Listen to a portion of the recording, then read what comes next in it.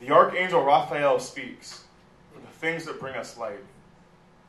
I watched you vanish up the mountain with the last embers of autumn falling between your fingers, to lose yourself in a silence only broken by the chanting of the owls, by the silver bow burning on the black mirror of the lake.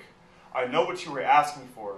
The hounds hungry at your heels, the stag calling you deeper into the woods golden red before the rains, hunting for a more perfect solitude in the arms of some other angel. How could I not see you for what you are? A wolf among teeth and fur. Your first mistake in trying to disappear was filling your halls with music. I created your hands first. I cut your voice on my own breath. How could I not hear you ringing beneath the stone? The orisons of your grief drifting upwards from the dusk, I know what you are. The men you loved spilling from your throat, all those fevered maenads waking to mind, the iron from your veins. How you would call towers from the deep, cast the glamour of tempest howling about you. Let them break themselves on the sharp rocks, you say, hoarding your romance like some treasured affliction. But there is an abundance to your beauty that the snows will not mask.